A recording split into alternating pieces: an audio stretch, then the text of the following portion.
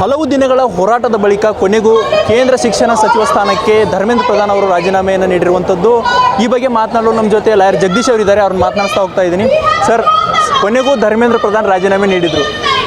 Congratulations. ಇವತ್ತಿನ ಯುವಜನತೆಗೆ congratulation. ಅವರು ತಿಂದಂಥ ಒಂದೊಂದು ಒದೆಗಳು, ಆ ಟಿಯರ್ ಗ್ಯಾಸು, ಆ ನೋವು, ಆ ತಂದೆ ತಾಯಿ ಮಕ್ಕಳನ್ನು ಬೀದಿಗಳಲ್ಲಿ ಕಳಿಸಿದಾಗ ಅವ್ರಿಗಿದ್ದಂಥ ಆತಂಕ, ಈ ದೇಶದಲ್ಲಿ ಒಂದು ಡಿಕ್ಟೇಟರ್ಶಿಪ್ ಇದೆ ಅಂತ ತಿಳ್ಕೊಂಡಂಥ ನಾವೆಲ್ಲರಿಗೂ ಕೂಡ ಒಂದು ಸತ್ಯ ಸಂದೇಶವನ್ನು ಈ ಮಕ್ಕಳು ಕೊಟ್ಟಿದ್ದಾರೆ.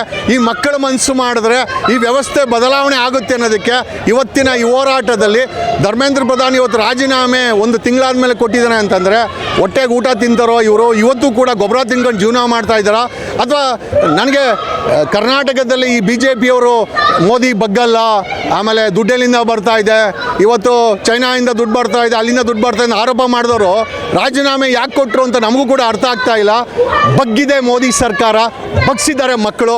ಕಂಗ್ರ್ಯಾಚುಲೇಷನ್ ಮಕ್ಕಳೇ, ನಾವು ನಿಮ್ಮ ಜೊತೆ ಇದ್ದೀವಿ. ಆ್ಯಂಡ್ ಥ್ಯಾಂಕ್ಸ್ BJP ಮೋದಿ ಸರ್ಕಾರಕ್ಕೆ, ನಮ್ಮನ್ನೆಲ್ಲ ಒಗ್ಗಟ್ಟಾಗಿ ಬೀದಿಗೆ ಕರ್ಕೊಂಡ್ಬಂದಿದ್ದಕ್ಕೆ ನಾವು BJP ಮೋದಿ ಸರ್ಕಾರಕ್ಕೆ ಧನ್ಯವಾದಗಳನ್ನು ಹೇಳ್ತೇವೆ.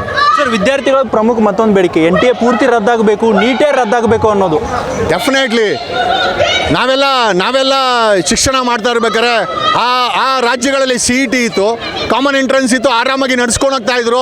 ಇವರೇ ಹೇಳಿದ್ದು ನಾವು ರಾಷ್ಟ್ರ ಮಟ್ಟದಲ್ಲಿ ಏನೋ ಕಿಸಿದ ಗುಡ್ಡೆ ಹಾಕ್ತೀವಿ ಅಂತ. ತಗೊಂಡಾಗ ಎಲ್ಲ ಪೇಪರ್ ಇವತ್ತು ಕ್ವಶನ್ ಪೇಪರ್ಗಳನ್ನ ಮಾರ್ಕೊಂಡು ತಿನ್ಕೊಂಡು ಸಾವಿರಾರು ಕೋಟಿ ದುಡ್ಡು ಮಾಡೋ ಮಟ್ಟಕ್ಕೆ ಈ ಕೇಂದ್ರ ಸರ್ಕಾರ ಆಡಳಿತದ ಭ್ರಷ್ಟಾಚಾರ ಹಂಗೆ ತುಂಬಿ ತುಳ್ಕಾಡ್ತಾ ಇದೆ.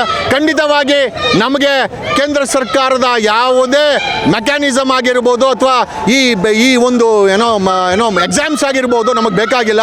We are happy with CET. ಕರ್ನಾಟಕದಲ್ಲಿದ್ದಂಥ CET ನಮಗೆ ಚೆನ್ನಾಗಿತ್ತು.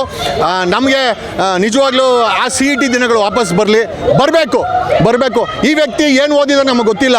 ಈ ವ್ಯಕ್ತಿ ಮದುವೆ ಆಗಿರ್ಬೋದು, ಮಕ್ಕಳಿಲ್ಲ ಒಂದು ಕೈಗೆ ದೇಶ ಕೊಟ್ಟು ಈ ಮಕ್ಕಳನ್ನೆಲ್ಲ ಬೀದಿಗೆ ತಂದುಬಿಟ್ರು ಅಂತ ನಮ್ಮಂಥವ್ರು ನಿಮ್ಮಂಥವ್ರು ಓಟ್ ಮಾಡಿದ್ರು. ನಾನಂತೂ BJPಗೆ ಓಟ್ ಮಾಡಿಲ್ಲ, ಬಟ್ ಸಾಕಷ್ಟು ಜನ BJPಗೆ ಓಟ್ ಮಾಡಿ ಇವತ್ತು ನೋವನ್ನು ಅನುಭವಿಸ್ತಾ ಇದ್ದಾರೆ. ನಿಜವಾಗ್ಲೂ ಈ ಮಕ್ಕಳ ಧೈರ್ಯವನ್ನು ಆ ದೆಹಲಿಯಲ್ಲಿ ನಡೆದಂಥ ಎಸ್ಪೆಷಲಿ 20ನೇ ತಾರೀಕುವರೆಗೂ ವೆಯ್ಟ್ ಮಾಡಿ 20ನೇ ತಾರೀಕು ಬಂದಿಲ್ಲ ಅಂದರೆ ಪಾರ್ಲಿಮೆಂಟ್ಗೆ ನಡ್ಕೊಂಡು ಹೋಗ್ಬೇಕಾದ್ರೆ ಈ ದೇಶದ ಪ್ರಧಾನಿ ಮಧ್ಯಾಹ್ನ 12 ಗಂಟೆಗೆ ಪಾರ್ಲಿಮೆಂಟ್ ಬಿಸ್ನೆಸ್ ಮುಚ್ಕೊಂಡು ಓಡಿ ಹೋಗ್ತಾನೆ ಅಂತಂದರೆ ಎಂಥ ಪುಕ್ಕಲನ ಕೈಗೆ ಈ ದೇಶವನ್ನು ಕೊಟ್ಟಿದ್ದೀವಿ. ನಿಜವಾಗ್ಲೂ ನೀವೆಲ್ಲ ಯೋಚನೆ ಮಾಡಬೇಕು. ಓಟ್ ಮಾಡಬೇಕಾದ್ರೆ ಯೋಚನೆ ಮಾಡಿ. ಯಾಕಂದರೆ ನೀವು ಓಟ್ ಮಾಡ್ತಾ ಇರೋದು ಮೋದಿಗೆ, ಸಿದ್ದರಾಮಯ್ಯಗೆ, DK ಶಿವಕುಮಾರ್ಗೆ ಅಥವಾ ಯಾರೋ MP MLAಗಲ್ಲ, ನಿಮ್ಮ ಭವಿಷ್ಯಕ್ಕೆ ಓಟ್ ಮಾಡ್ತಾ ಇದ್ದೀರಾ. ಖಂಡಿತವಾಗಿ ನಮ್ಮ ಮುಂದಿನ ದಿನಗಳಲ್ಲಿ ಈ ದೇಶವನ್ನು ಅಭಿವೃದ್ಧಿ ಮಾಡೋ ಅಂಥವ್ರು, ಈ ದೇಶವನ್ನು ಬಲಪಡಿಸೋವಂಥವ್ರು, ಪೇಪರ್ ಲೀಕ್ ಮಾಫಿಯಾಗಳನ್ನು ನಡೆಸೋರು, ಈ ದೇಶ ಒಂದು ಮಾಫಿಯಾ ಕೈಯಲ್ಲಿದೆ. ಮಾಫಿಯಾ ಮುಕ್ತ ಆಗಬೇಕು. ಐ ಥಿಂಕ್ ಇದು ಮೊದಲ ಹೆಜ್ಜೆ. Really it's wonderful. ನನಗೆ ಖುಷಿ ಆಯಿತು. ಅದಕ್ಕೋಸ್ಕರ ನಾನು ಪ್ರತಿದಿನ ಬರ್ತಾ ಇದ್ದೀನಿ ಇಲ್ಲಿ. ಇವತ್ತು ಸ್ವಲ್ಪ ಲೇಟ್ ಆಯಿತು. ಸರ್, ವಿದ್ಯಾರ್ಥಿಗಳ ಮತ್ತೊಂದು ಪ್ರಮುಖ ಬೇಡಿಕೆ, ಯಾರು ಆತ್ಮಹತ್ಯೆ ಮಾಡ್ಕೊಂಡಿದ್ದಾರಲ್ಲ ಸ್ಟೂಡೆಂಟ್ಗಳು, ಅವ್ರ ಕುಟುಂಬಗಳಿಗೆ 1 ಕೋಟಿ ಪರಿಹಾರ ಕೊಡಬೇಕು ಅನ್ನೋದು. ಸರ್, ಇದು ಬರೀ 1 ಕೋಟಿ ಪರಿಹಾರ ಒಂದೇ ಅಂತಲ್ಲ ಸರ್. ಈಗ ಹೆಚ್ಚು ಕಮ್ಮಿ ಬಾಂಬೆನಲ್ಲೇ 900 ಮಕ್ಕಳ ಮೇಲೆ ಇವರು FIRಗಳನ್ನು ಮಾಡಿದ್ದಾರೆ. ಮತ್ತು ಅಲ್ಲಿ 100 ಮಕ್ಕಳನ್ನು ಡಿಟೆನ್ಷನ್ ಮಾಡಿದ್ದಾರೆ, FIRಗಳನ್ನು ಮಾಡಿದ್ದಾರೆ, ಅರೆಸ್ಟ್ ಮಾಡಿದ್ದಾರೆ, ವಧೆಗಳು ಬಂದಿದೆ.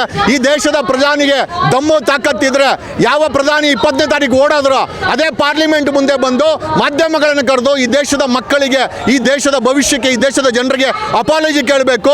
ಆಮೇಲೆ ಸತ್ತಿರುವಂಥ ಮಕ್ಕಳಿಗೆ ಇವ್ರು ಕಾಂಪನ್ಸೇಷನ್ ಮಾಡಬೇಕು. ಯಾರ ಮೇಲೆ FIR ಆಗಿದೆ ಅದನ್ನೆಲ್ಲ ವಿಡ್ರಾ ಮಾಡಬೇಕು. They should withdraw all the FIRs. ಜೈಲಲ್ಲಿರೋ ಮಕ್ಕಳನ್ನ ಅಪಾಲಜಿ ಕೇಳಿ ರಿಲೀಸ್ ಮಾಡಬೇಕು. ಅವ್ರನ್ನೂ ಕೂಡ ರಿಲೀಸ್ ಮಾಡಬೇಕು.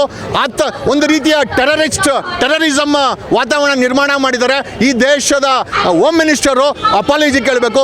ಇದೊಂದೇ ಅಂತಲ್ಲ, this is only start and really we want this to happen. ಅಲ್ಲಿವರೆಗೂ ಈ ಹೋರಾಟಗಳು ನಿಲ್ಲೋದಿಲ್ಲ. ಸರ್, ಈಗ ಒಂದು ದೇಶದ ಪ್ರಧಾನಿ ಇನ್ಸ್ಟಾಗ್ರಾಮ್ ರೀಲ್ಸ್ ಮಾಡೋಕ್ಕೆ ಟೈಮ್ ಸಿಗೋಷ್ಟು ಆ ಮಟ್ಟಕ್ಕೆ ಬರಬೇಕಾದ್ರೆ ವಿದ್ಯಾರ್ಥಿಗಳ ಚಳುವಳಿ ಕಾರಣ ಆಯ್ತಾ ಹೆಂಗೆ? ಸರ್, ಈ ದೇಶದ ಪ್ರಧಾನಿ ತಿಂಗಳಲ್ಲಿ 15 ದಿವಸ ಬೇರೆ ಬೇರೆ ದೇಶಗಳನ್ನು ಸುತ್ತಾಡಿಕೊಂಡು ಸೆಲೋಡಿಗಳು ಮಾಡ್ಕೊಂಡು ಓಡಾಡ್ತಾ ಇದ್ರು. ಸರ್, ಈ ವ್ಯಕ್ತಿ ಪರದೇಶಗಳಿಗೆ ಹೋದ್ರೆ ಏನು ನಮ್ಮ ದೇಶಕ್ಕೆ ಲಾಭ ಆಗುತ್ತೆ ಅದು ಕೂಡ ನಮಗೆ ಗೊತ್ತಿಲ್ಲ. ಆದರೂ ಕೂಡ ಸುತ್ತಾಡೋನು. ಏನಕ್ಕೆ ಅಂದರೆ ಓಟ್ ಹಾಕ್ಬಿಟ್ಟಿದ್ದೀವಿ. ಬಟ್ ಇವತ್ತು ಮಧ್ಯರಾತ್ರಿಲಿ ಹೈವೇ ರಸ್ತೆಯಲ್ಲಿ ಮಧ್ಯರಾತ್ರಿಲಿ ಮೋದಿ ಆಡಳಿತದಲ್ಲಿ ಮೋದಿ ಫೇಸ್ಬುಕ್ ಲೈವ್ ಬಂದಿದ್ದಾರೆ ಅಂತಂದರೆ ಎಷ್ಟರ ಮಟ್ಟಿಗೆ ಈ ಮಕ್ಕಳು ಈ ಕೇಂದ್ರ ಮೋದಿ ಸರ್ಕಾರಕ್ಕೆ ನಿದ್ರೆಗೆಡಿಸಿದರೆ, ಒಂದು ಮೋದಿ ಭಯ ಬಿದ್ದು ಓಡೋಗಿದ್ದು, ಎರಡನೇದು ಮೋದಿ ಭಯ ಬಿದ್ದು ಮಧ್ಯರಾತ್ರಿಯಲ್ಲಿ ಫೇಸ್ಬುಕ್ ಲೈವ್ ಬಂದಿದ್ದು. ಎರಡೂ ಕೂಡ ಈ ಮಕ್ಕಳ ಒಂದು ಐ ಥಿಂಕ್ ಇದು ಇವರ ಸ್ಟ್ರೆಂತನ್ನು ತೋರಿಸುತ್ತೆ, ಇದು ಇವರ ಒಂದು ಒಮ್ಮತವನ್ನು ತೋರಿಸುತ್ತೆ, ಯೂನಿಟಿಯನ್ನು ತೋರಿಸುತ್ತೆ. ಈ BJP ಮೋದಿ ಸರ್ಕಾರ ಸರೆಂಡರ್ ಇಷ್ಟು ಕೆಟ್ಟ ಮಟ್ಟದಲ್ಲಿ ಈ ಮಕ್ಕಳ ಮುಂದೆ ಆಗಬೇಕಾಗಿತ್ತಾ? ಇದು ಕೂಡ ಒಂದು ಪ್ರಶ್ನೆ. ಒಬ್ಬ ಪ್ರಧಾನಿಯಾಗಿ ಒಂದು ಸರ್ಕಾರವನ್ನು ಈ 140 ಕೋಟಿ ಜನ ಆಯ್ಕೆ ಮಾಡಿ ಕೊಟ್ಟಿದ್ರೆ ಇಷ್ಟು ಪುಕ್ಕಲಂತರ ಓಡೋಗೋದು, ಈ ಪುಕ್ಕಲಂತರ ಮಧ್ಯರಾತ್ರಿ ಯಾಕೆ ಮಾಧ್ಯಮ ಕರೆದ್ರೆ ಬರ್ತಾರೆ, ಬೆಳಗ್ಗೆ ಯಾಕೆ ರಾತ್ರಿ ವ್ಯವಹಾರ, ಯಾಕೆ ಏನು ರಾತ್ರಿ ವ್ಯವಹಾರನೇ ಇವ್ರದಲ್ಲ? ನಮಗೆ ಗೊತ್ತಿಲ್ಲ, ರಾತ್ರಿ ವ್ಯವಹಾರ ಮಾಡೋರು ಇದನ್ನೆಲ್ಲ ಮಾಡೋರು. ಬಟ್ ಒಂದೊಂದು ನಿಜ, ಈ ಮಕ್ಕಳು ಮೋದಿ ಸರ್ಕಾರವನ್ನು ಬಗ್ಸಿದ್ದಾರೆ, ಅದರಲ್ಲಿ ಎರಡನೇ ಮಾತೇ ಇಲ್ಲ. And we stand support for them. ಆಮೇಲೆ ಇವ್ರಿಗೆಲ್ಲ ನಾವು ಅಭಿನಂದನೆಗಳು ಹೇಳಿಸ್ಬೇಕು. ಯಾವ ವಿರೋಧ ಪಕ್ಷದ ನಾಯಕ ರಾಹುಲ್ ಗಾಂಧಿ, ಯಾವ ವಿರೋಧ ಪಕ್ಷದವರು ಆಮ್ ಆದ್ಮಿ ಪಾರ್ಟಿ ಅರವಿಂದ್ ಕೇಜ್ರಿವಾಲ್ ಮಾಡೋಕ್ಕಾಗಿಲ್ವೋ, ಮಕ್ಕಳು ಮಾಡಿದ್ದಾರೆ. ನಿಜವಾಗ್ಲೂ ಇವರೇ ನಮ್ಮ ಲೀಡರ್ಸ್ ಅಂತ ನನಗೆ ಬೆಂತಟ್ಕೊಂಡು ಹೇಳ್ಬೇಕಾಗುತ್ತೆ ಸರ್, ಎದೆ ಮುಟ್ಕೊಂಡು ಹೇಳ್ಬೇಕಾಗುತ್ತೆ. ನೋಡಿದ್ರಲ್ಲ, ರಾಜಕಾರಣಿಗಳು ಮಾಡೋದನ್ನು ವಿದ್ಯಾರ್ಥಿಗಳ ಹೋರಾಟದ ಚಳುವಳಿ ಮಾಡಿ ತೋರಿಸಿದೆ ಅನ್ನೋ ಮಾತುಗಳನ್ನು ಲಾಯರ್ ಜಗದೀಶ್ ಅವರು ಹೇಳಿರುವಂಥದ್ದು. ವಿಡಿಯೋ ಜರ್ನಲಿಸ್ಟ್ ಕೀರ್ತನ್ ಜೊತೆ ಪ್ರಹ್ಲಾದ್, ಪ್ರತಿಧ್ವನಿ ನ್ಯೂಸ್, ಬೆಂಗಳೂರು.